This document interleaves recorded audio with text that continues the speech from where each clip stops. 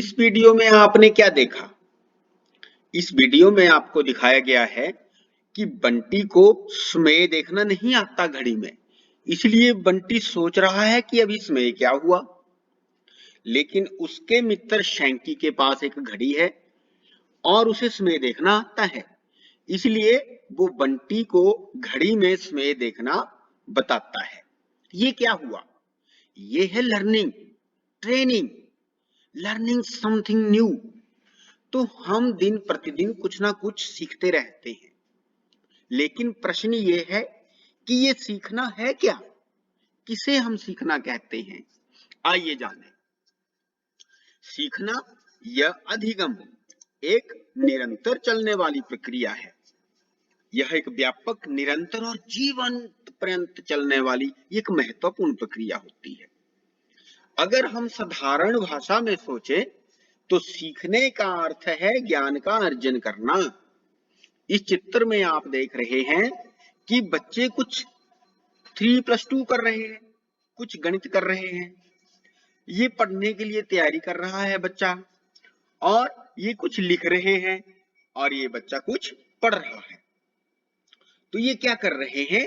एक तरह से सीख रहे हैं। विभिन्न मनोवैज्ञानिकों ने सीखने को अलग अलग रूप से परिभाषित किया है। तो आइए देखें, मनोवैज्ञानिकों ने किसे सीखना कहा है। वुडवर्थ के अनुसार सीखना या अधिगम विकास की प्रक्रिया है। ये एक विकास की प्रक्रिया है। किसी भी मनुष्य या जीव जंतु का विकास सीखने से ही होता है। कुछ ना कुछ वो सीखते रहते हैं और उनका विकास की प्रक्रिया चलती रहती है। B.F. स्किनर के अनुसार अधिगम व्यवहार में उत्तरोत्तर सामंजस्य की प्रक्रिया है। व्यवहार में एडजस्टमेंट करनी, सामंजस्य करना, जो ये सीख जाता है वो ही अधिगम है। J.P. गिलफर्ड के अनुसार व्यवहार के कारण व्यवहार में परिवर्तन ही सीखना है। जैसे हम किसी के व्यवहार को देखते हैं और हमें लगता है कि ये व्यवहार ऐसा ही होना चाहिए इस परिस्थिति में, तो हम उसे सीख जाते हैं। तो वो हमारे व्यवहार में परिवर्तन हो जाता है, उसे ही हम सीखना कहते हैं। कैल्विन के अनुसार पहले से निर्मित व्यवहार में अनुभवों द्वारा हुए परिवर्तन को अधिगम कहते हैं।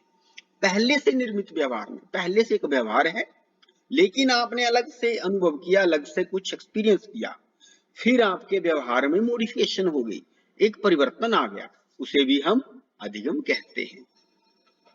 क्रो और क्रो के अनुसार सीखना आदतों, ज्ञान तथा अभिवृत्तियों का अर्जन है। आदतों का भी अर्जन है। हम कुछ नई आदतें अपने में डालते हैं तो वो भी सीखना है। कुछ नया ज्ञान का अर्जन करते हैं, वो भी सीखना है। कुछ अभिवृत्तियों का अर्जन करते हैं, एटीट्यूड हमारे बदल जाते हैं, सकारात्मक हो जाते हैं या नकारात्मक हो जाते हैं, वो भी क्या है? सीखना है। तो इस प्रकार विभिन्न मनोवैज्ञानिकों ने सीखने को अलग अलग रूप से परिभाषित किया है। अतः सीखने के कारण व्यक्ति के व्यवहार में परिवर्तन आता है। व्यवहार में यह परिवर्तन बाह्य एवं आंतरिक दोनों ही प्रकार का हो सकता है। अतः हम कह सकते हैं कि अधिगम एक प्रक्रिया है जिसमें अनुभव एवं प्रशिक्षण द्वारा व्यवहार में स्थायी या अस्थायी परिवर्तन दिखाई देता है। शिक्षा के क्षेत्र में सीखने का विशेष महत्व है, क्योंकि शिक्षा का उद्देश्य ही सीखना है। हम शिक्षा क्यों प्रदान करते हैं? सिखाने के लिए। और क्यों सीखते हैं? जीवन जीने के लिए। तो ये एक चेन है कि हम सीखेंगे तभी हम जीवन को अच्छी प्रकार जी सकते हैं। अब हम जानेंगे कि अधिगम की विशेषताएं क्या होती हैं। Characteristics of learning. सबसे पहली विशेषता है कि सीखना एक विकास की प्रक्रिया है। यह विकास की प्रक्रिया है। विकास तभी संभव है जब हम सीखते हैं, तभी हमारा विकास होता है। सीखना सक्रिय एवं सृजनात्मक प्रक्रिया है। सक्रिय है, active, active and creative process है सीखना, कि हमेशा व्यक्ति तभी सीख पाता है जब वो एक्टिव हो और नई नई सृजनात्मक प्रक्रियाएं या सृजनात्मक क्रियाएं करता है, सृजनात्मकता उसमें आती है। इसलिए सीखना एक सक्रिय एवं सृजनात्मक प्रक्रिया है। सीखने से व्यवहार में परिवर्तन आता है। जो व्यवहार हमारा सीखने से पहले होता है वो व्यवहार सीखने के बाद नहीं होता, उसमें कुछ ना कुछ चेंजेस अवश्य ही रहती हैं। अतः सीखना व्यवहार में परिवर्तन, यह भी एक अधिगम की विशेषता है। अधिगम एक सार्वभौमिक प्रक्रिया है, ये सब जगह है। ये भारत में भी है, इंग्लैंड में भी है, अमेरिका में भी, ऑस्ट्रेलिया में भी है, न्यूजीलैंड में भी, अफ्रीका में भी, हर जगह है। ऐसा कोई क्षेत्र नहीं है, ऐसी कोई स्थान नहीं है जहां सीखने की प्रक्रिया नहीं होती। ऐसा कोई जीव जंतु नहीं है जो सीखता नहीं है, हर एक जीव जंतु सीखता है। अतः एक सार्वभौमिक प्रक्रिया है। अधिगम सभी पक्षों को प्रभावित करने वाली प्रक्रिया है। सीखने से केवल व्यवहार में परिवर्तन नहीं आता, बॉडी में परिवर्तन आता है, व्यक्ति के रहने सहने में परिवर्तन आता है, इमोशनलिटी में परिवर्तन आता है, स्पिरिचुअलिटी में परिवर्तन आता है। हर एक व्यक्ति के हर एक पक्ष को सीखना प्रभावित करता है, सभी पक्षों को प्रभावित करता है। अधिगम एक विवेकपूर्ण प्रक्रिया है। अधिगम करने के लिए विवेक चाहिए, विवेकपूर्ण प्रक्रिया है। तो हम तभी सीख सकते हैं जब हमें विवेक, हमें इच्छा हो, तो ऐसी प्रक्रिया है। अधिगम पुराने व नए अनुभवों का योग है। जैसे एक आपका कोई आदत है, पुरानी आदत, फिर आपने कुछ नई आदत सीख ली, तो दोनों का योग ही एक सीखना है। ये भी इसकी विशेषता है। माना आप किसी गणित के प्रश्न को एक विधि से कर रहे हैं और उसके बाद आपको उसका कुछ ट्रिक बता दिया, कुछ टिप बता दिया, और उसके बाद आप उसको और तेजी से कर रहे हो, तो पुराने और नए अनुभव, दोनों अनुभव हुए आपको। पहले आप एक ट्रेडिशनल मेथड से कर रहे थे, फिर आपने दूसरे मेथड से किया, फिर दोनों का अनुभव ही क्या है, सीखना है। क्योंकि आपने वो कॉन्सेप्ट पहले सीखा है, तो वो आपका पुराना अनुभव है, और जो आपने उसमें एडिशन किया वो आपका नया अनुभव हो गया। अतः पुराने और नए अनुभवों का योग सीखना है। सीखना स्थानांतरण प्रक्रिया है, ट्रांसफरेबल प्रोसेस है ये। हम एक किसी विषय को सीखते हैं तो हम दूसरे विषय को भी उसकी सहायता से सीख सकते हैं।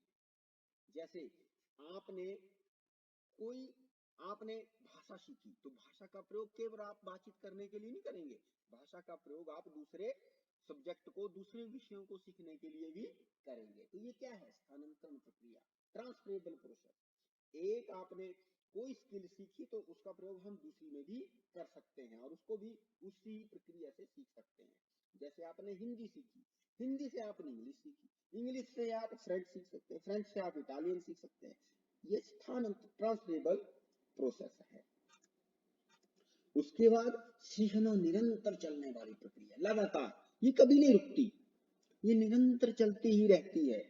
ये संडे को भी चलती है, मंडे को भी चलती है, ट्यूसडे को भी चलती है, 1 वर्ष में भी चलती है, 2 वर्ष में, जीवन पर्यंत चलने वाली प्रक्रिया है।